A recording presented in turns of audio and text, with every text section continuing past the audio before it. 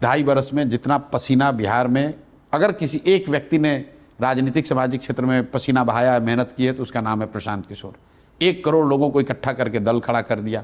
अब जब विकल्प खड़ा हो गया है तो दोनों जो दल जो जिनको राजनीतिक मुफ्तखोरी की वर्षों से आदत लगी है कि उनको मालूम है कि हमने काम किया नहीं है, लेकिन अभी मोदी जी आएंगे, अभी नीतीश कुमार के पार्टी वाले जाएंगे और लालू का डर दिखाकर वोट मांगेंगे। अरे भैया हमको वोट नहीं दोगे तो जंगल राज आ जाएगा। इसी तरह लालू जी को मालूम है कि उन्होंने कुछ नहीं किया है, उनके पास कोई कार्यक्रम नहीं, कुछ काम नहीं, सिर्फ जाकर ये कहना अरे भाई मुसलमानों देख लो, भाजपा फिरका परस्त शक्तियों को रोकना है, सांप्रदायिक शक्तियों को रोकना है, तो हमको वोट दो, नहीं तो भाजपा आ जाएगी।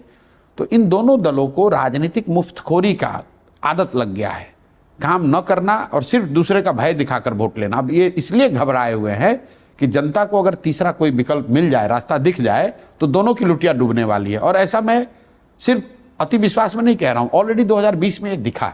2020 में चिराग पासवान ने बिना किसी तैयारी के चुनाव के 10 दिन पहले कुछ लोगों को इकट्ठा करके 100 सीट पर चुनाव लड़ा दिया।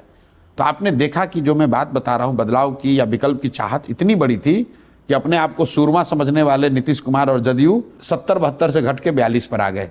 लेकिन उसका दूसरा भी देखिए, साथ में भाजपा वाले भी लड़े, उनका देखिए दशा। लोगों को लगता है कि सिर्फ जदयू की सीट कम हुई, ऐसी बात नहीं है। भाजपा का स्ट्राइक रेट भी 90 से घटकर 60 हो गया, क्योंकि जब पिछली बार नीतीश और भाजपा साथ में लड़े थे 2010 में, तो 101 सीट में भाजपा 91 सीट जीती थी। 2020 में भाजपा 110 सीट लड़ी और 72 सीट जीत कर आए, उसमें चिराग पासवान नहीं लड़ रहे थे। तो अगर 2020 के चुनाव को सिर्फ आप चिराग के एंगल से देखते हैं तो आप बहुत बड़ी भूल कर रहे हैं।